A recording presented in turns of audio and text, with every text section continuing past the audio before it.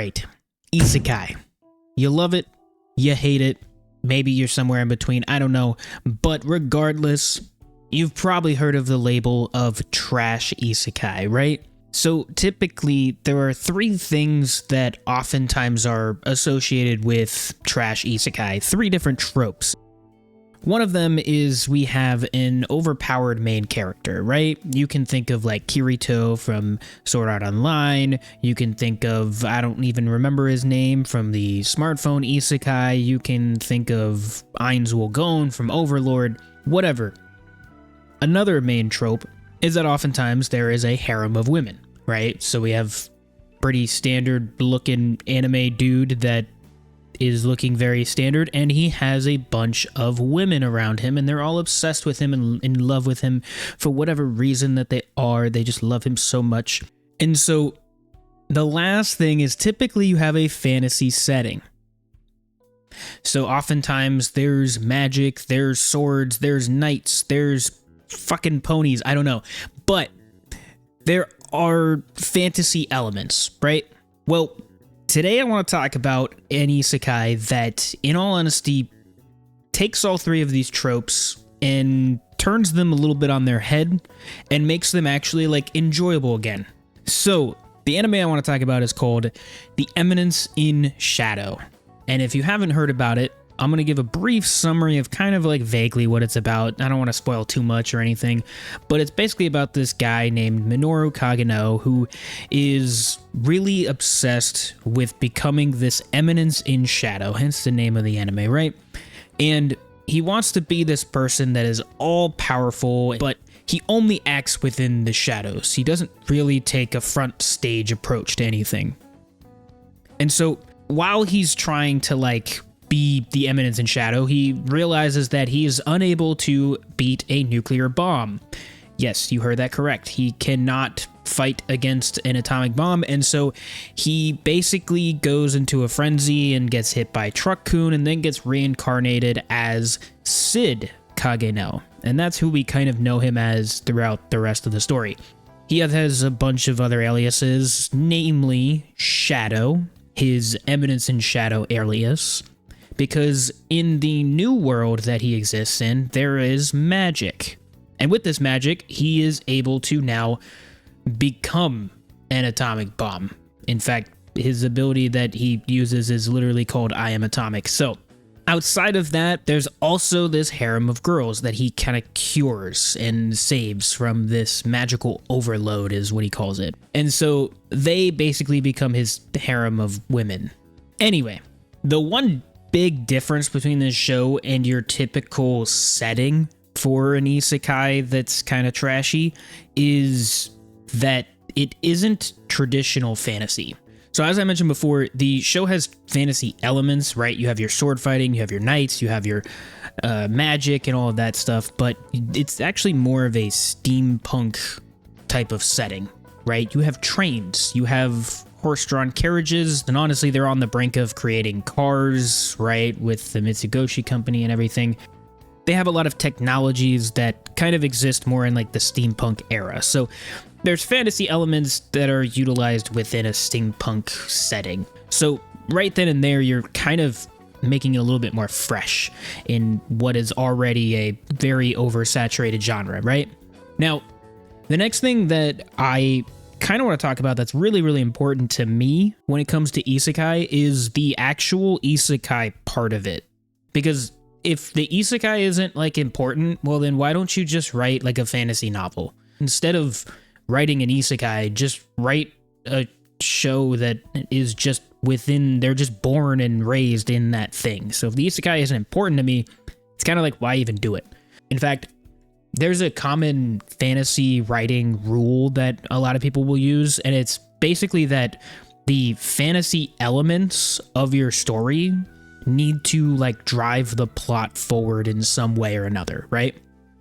A good example of this is Lord of the Rings.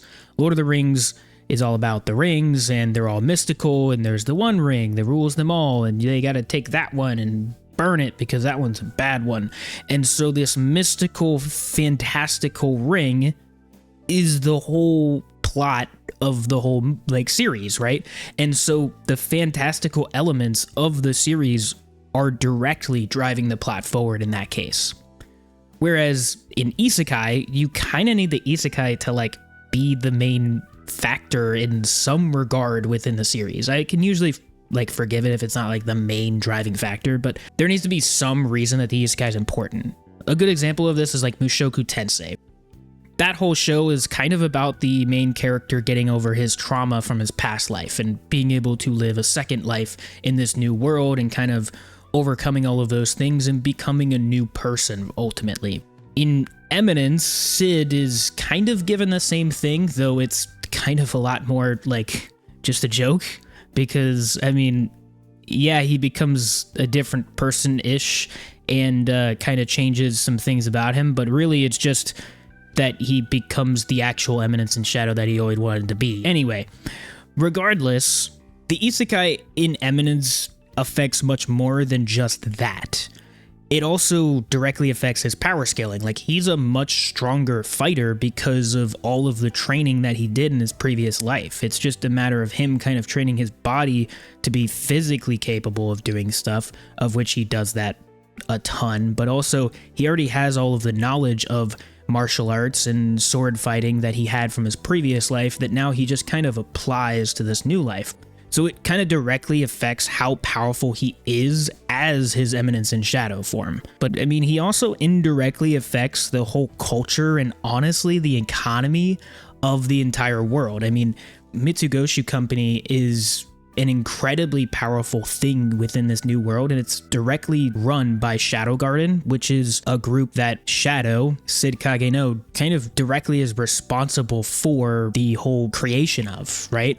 And so he technically is the owner of the company, though he doesn't really know it himself, and so he's somewhat indirectly involved with influencing culture throughout the series. All of the fashion that people wear comes from this Mitsugoshi movements of new fashion products that he described to Gamma, or new inventions that he described to Ada, or even songs that he played for Epsilon, or stories that he told Beta.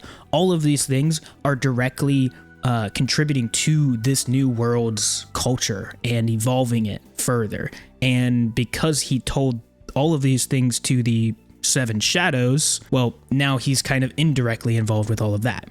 And so the Isekai becomes such an important thing within the series, and that's something that I really like when Isekai actually do that. Not oftentimes do Isekai do that, and most of the time with trash Isekai, they just don't even bother. As soon as somebody like gets reincarnated, that's it. Now, the last couple of things that I talked about is, of course, the harem of women and the OP main character, right? So how does this show handle those common tropes? And oftentimes people are always pissed about these tropes, right? They're always like, oh, they're so overdone. Oh, they sound so bad. Oh, they're not really fun anymore, right? But how does this show take those things and make it fun again? And in all honesty, I think they do a really good job of it because they just parody on it. They kind of poke fun at what a harem is and why women just kind of blindly love main characters in Isekai, right? They're poking fun at an OP main character while also making it feel intense as shit sometimes. But before we get into that, let's talk about the harem real quick. So the harem parody is so ridiculous, and I love it because, to be perfectly honest, none of the characters that actually like love Sid ever get their feelings reciprocated by Sid.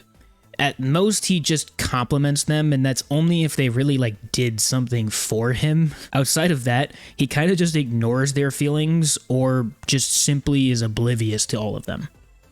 Now, the other ridiculous nature behind all of this is the source of all of their love, because oftentimes when it comes to the Seven Shadows members like Beta or Epsilon, they honestly just love Shadow because they think he's this all-knowing, all-powerful person, right? When in actuality, he is really strong, like he's incredibly powerful, but he's not anywhere close to being all-knowing. In fact, half the time, he just oversimplifies situations to where it honestly confuses himself, or he just blankly does not understand what's going on in certain circumstances, or he's just guessing. he almost never really knows the whole scope of things, and that's one of the funniest parts about the whole series, is that he stays oblivious to the fact that the cult of Diablos is an actual real cult, and a very dangerous thing of that, you know? The other thing is that none of the characters that ever show affection towards him are honestly ever supposed to be taken seriously to begin with. Like, for example, you have Beta, who constantly writes possibly erotic novels about his deeds and placing herself in as the damsel of distress or the heroine of the story in some regard, right? You have Delta, who's so obsessed with him and how powerful he is that she asks him to kill her dad and take over as the new pack leader and start having a bunch of babies. Then you have pretty much the entirety of Alexia and Sid's relationship just revolving around Sid being a gold digger and wanting her to pay him coins in order to do anything with her. And then on top of that, you also have Epsilon, who is crazy in love with him and thinks that he's obsessed with big boobies and things, to the point where she starts patting her chest with fake slime boobs. So she still thinks that he doesn't know, but he's like the first person to know that she has fake slime boobies. And so it's just kind of really awkward, not to mention that she's almost exposed on multiple occasions throughout the series. So none of them are really supposed to be taken that seriously, and that's honestly a good segue into the OP characters being parodied, right? And I'm saying characters here because there are a few different characters that they are made fun of throughout the series. So the first one obviously is Sid Kageno. He's also never supposed to be taken seriously outside of a fight, right? Within the context of a fight, he's very much so to be taken seriously. I mean, the guy, he loves fighting. He thinks of it as a conversation. He's really fucking good at it. He's insanely good at it. He's honestly a terrifying menace of a fighter.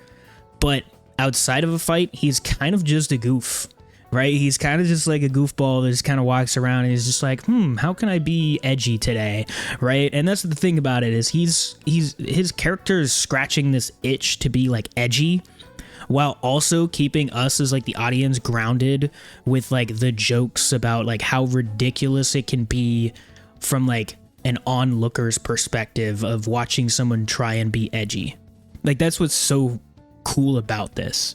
And the common trope with pretty much all of the characters throughout the show is that we're never really meant to laugh with the characters. We're always supposed to like laugh at them.